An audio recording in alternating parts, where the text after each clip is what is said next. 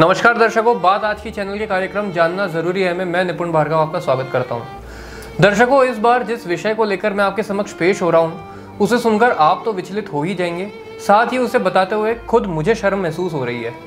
जिस विषय पर मैं बात करने वाला हूं वो है भारत में बढ़ते बलात्कार के मामले।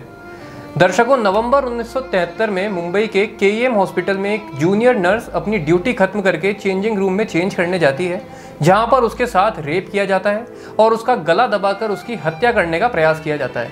लेकिन वो महिला बच जाती है और 41 सालों के लिए कोमा में चली जाती है। जी हाँ, आपने सही सुना, 41 सालों के लिए कोमा में चली जाती है।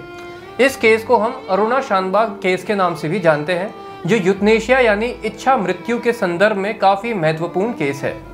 अब 50 साल बाद कोलकाता में इतिहास ने एक बार फिर अपने आप को दोहराया है। 36 घंटे की ड्यूटी करने के बाद सेमिनार हॉल में कुछ देर आराम करने गई महिला डॉक्टर मोमिता देवनाथ का बलात्कार कर उनका मर्डर कर दिया गया। वैसे तो बलात्कार अपने आप में एक घिनौना अपराध है, लेकिन इस केस में आरोपियों ने सारी हदें पार कर दी। आप जरा इस पोस्टमार्टम रिपोर्ट को देखिए। इस रिपोर्ट के अनुसार महिला की आंखों में कांच घुसे मिले, उनके पैर एकदम 90 डिग्री एंगल पर मिले, जो कि पेल्विक गर्डल तोड़े बिना संभव ही नहीं है। इस रिपोर्ट से आप अंदाजा लगा सकते होंगे कि महिला ने अपनी जान बचाने के लिए कितना संघर्ष किया होगा। शरीर का एक अंग ऐसा नहीं है जहां पर इन हैवानों ने महिला को प्रताड़ना ना दी हो। इससे भी बड़ी बात यह है कि एविडेंस टेम्पर करने की भी भरपूर कोशिश की गई। शुरुआत में तो हॉस्पिटल प्रशासन द्वारा यह बोला जाता है कि ये तो सुसाइड है। क्राइम सीन पर कोई सिक्योरिटी ही नहीं है, यहाँ तक कि क्राइम सीन पर रेनोवेशन का कार्य भी किया गया। सबसे बड़ी बात तो हमारे सिस्टम की सोच दर्शाती है, वो ये है कि महिला के माता पिता को 3 घंटों बाद महिला की बॉडी दी गई, नग्न और खून से लथपथ। और जब उन्होंने कोर्ट में ये बात कही तो वेस्ट बंगाल की सरकार ये कहती है कि हमें तो लगा था कि लड़की के माता पिता हमारी इन्वेस्टिगेशन से खुश होंगे। खुश? क्या ये शब्द कहीं से भी उचित है? खुश? इसके ऊपर कोर्ट तक को सरकार को टोकना पड़ गया कि इन परिस्थितियों में ये किस तरह के लफ्जों का इस्तेमाल किया जा रहा है। इस बलात्कार के बाद पूरे देश के लोगों में आक्रोश है। सभी राजनीतिक दल, सहायता समूह, सामाजिक संगठन, हर कोई इस बलात्कार के विरोध में सड़कों पर उतर आया है। लेकिन इससे पहले भी ऐसा कई बार हुआ है। आपको निर्भया रेप कांड तो याद ही होगा। यहाँ पर आपको एक जानकारी और देता हूँ, या यूं कहिए कि सिस्टम की एक और गलती बताता हूँ। निर्भया रेप केस के बाद महिलाओं की सुरक्षा के लिए निर्भया फंड भी बनाया गया था। आश्चर्य की बात यह है कि इस फंड का 50% पैसा भी खर्च नहीं किया गया।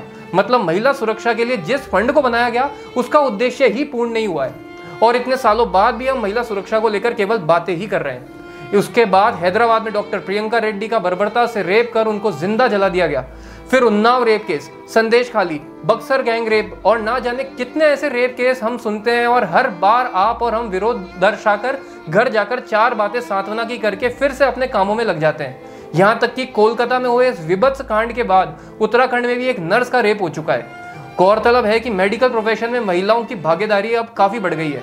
हर एक आदमी के पीछे एक महिला डॉक्टर है, और नर्सिंग स्टाफ में जहां 100 पुरुष नर्सेज हैं, वहीं उनके ऊपर 310 महिला नर्सेज हैं। लेकिन इनकी सुरक्षा के लिए क्या व्यवस्था है, ये केवल एक प्रश्न ही है। दर्शकों, आज मैं बलात्कार के कुछ आंकड़ों को आपके पास लेकर आया हूं। आंकड़े सुनकर आपको हैरानी भी होगी और अपने आप पर ग्लानि भी महसूस होगी। 2013 से 2019 के बीच 2,42,000 बलात्कार के मामले सामने आए हैं, यानी हर घंटे 4 बलात्कार, अर्थात प्रतिदिन 95 बलात्कार हुए। और कितने ही बलात्कार के केसेस तो सामने ही नहीं आते। भारत में बलात्कार एक महामारी से कम नहीं है। पिछले 10 वर्षों में रेप के मामले 31% बढ़े हैं। इतनी तो आदमी की आय तक नहीं बढ़ती है। बलात्कार भारत में महिलाओं के खिलाफ चौथा सबसे आम अपराध बन चुका है। ह्यूमन राइट्स वॉच के एक सर्वे के अनुसार भारत में हर साल 7,200 से ज्यादा महिलाओं का बलात्कार होता है। माफ कीजिएगा, नाबालिगों का 7,200 से ज्यादा नाबालिगों का बलात्कार होता है। कुछ दिनों पूर्व केंद्रीय गृह राज्य मंत्री अजय कुमार ने राज्यसभा में एक प्रश्न के लिखित उत्तर में जो आंकड़े दिए वो हैरान कर देने वाले थे। 2015 से 2019 के बीच बलात्कार के 1,71,000 मामले दर्ज किए गए, जिनमें मध्य प्रदेश में 22,753, राजस्थान में 20,937, यूपी में 19,098, महाराष्ट्र में 14,707 और दिल्ली में 8,051। और अब थोड़ी बात हम हमारे शहर अजमेर की भी कर लेते हैं। तो आपको बता दें कि अजमेर भी बलात्कार के मामले में पीछे नहीं है। पिछले 2 महीनों में इतने रेप केस सामने आए हैं जिनकी कोई सीमा नहीं है। महिलाओं के साथ साथ यहाँ पर गाय के साथ भी दुष्कर्म की वारदात दर्ज की गई है। ऐसे विचलित कर देने वाले वीडियो सामने आए हैं जिसको हम आपसे साझा तक नहीं कर सकते। दर्शकों, इंसान इतना हैवान भी हो सकता है, ये सोचकर इंसान से अच्छे पशु लगने लगते हैं। 2 साल की अबोध बालिका से लेकर 80 साल की वृद्धा तक को इन बलात्कारियों ने नहीं बख्शा है। इनका दिल कैसे ये सब अपराध करने को राजी होता होगा? कैसे इनको रात में नींद आती है? कैसे कुछ लोग लड़कियों के कपड़ों को रेप होने का कारण बता देते हैं? क्यों लड़कियों को यह कहा जाता है कि रात के समय घर से बाहर मत निकलो? और क्यों लड़कों को यह तालीम नहीं दी जाती कि महिलाओं की केवल इज्जत करना ही नहीं बल्कि उसे बचाना भी उनका कर्तव्य है? हम कितने ही ऐसे केस देखते हैं जिसमें आम जनता मूक दर्शक बन के खड़ी रहती है। अभी कुछ महीने पूर्व उज्जैन में एक युवती का रेप हुआ और वह सड़क पर निर्वस्त्र होकर मदद की भीख मांगती रही, लेकिन मदद करना दूर की बात, किसी ने उसके शरीर पर एक कपड़ा तक नहीं ढका। दर्शकों, इन सब आंकड़ों को आपको जानना जरूरी इसलिए भी है कि कहीं ना कहीं हम भी इसके लिए जिम्मेदार हैं। समाज के प्रति हमारे कुछ कर्तव्य हैं जिन्हें हम भूल गए या समय के अभाव और भागदौड़ की जिंदगी में हम अपने दायित्वों को सही से निभा नहीं पा रहे हैं। तो अब प्रश्न उठता है कि हम अपनी तरफ से क्या कर सकते हैं। दर्शकों, अपने बच्चों के साथ ज्यादा से ज्यादा समय बिताएं। स्कूली शिक्षा में मनोविज्ञान से संबंधित प्रशिक्षण दिए जाएं। सभी स्कूल्स में जूडो, कराटे और बॉक्सिंग जैसे खेलों को बढ़ावा दिया जाए।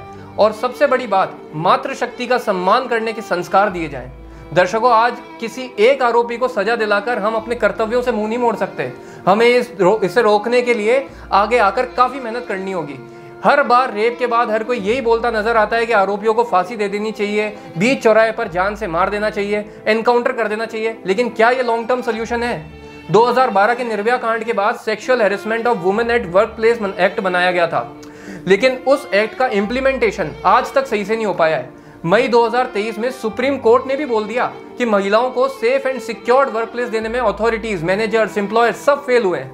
तो इस एक्ट के इम्प्लीमेंटेशन, वर्क प्लेस पर सिक्योरिटी स्टाफ की मौजूदगी, सीसीटीवी कैमरे का हर वक्त सही होना, अच्छी लाइटिंग व्यवस्था का होना बेहद अनिवार्य है, जिससे कि अपने वर्क प्लेस पर तो महिलाओं की सुरक्षा सुनिश्चित की जा सके।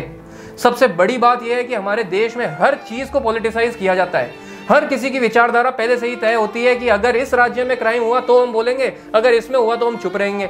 ये विचारधारा बदलनी होगी। हमें राजनीति से ऊपर उठ के एज अ सिविल सोसाइटी जागना होगा और हमें लगातार इस सिस्टम से प्रश्न पूछने होंगे। अगर हम इस सिस्टम पर प्रेशर बनाएंगे तभी ये सिस्टम बदलेगा, नहीं तो फिर कुछ समय बाद अनफॉर्चुनेटली फिर ऐसी घटना होगी और फिर हम यही बात कर रहे होंगे। उम्मीद करता हूं कि मेरी कई बात आपको सही लगी होगी। आज के लिए इतना ही। अगली बार फिर किसी और मुद्दे को लेकर आपके समक्ष पेश होऊंगा। धन्यवाद।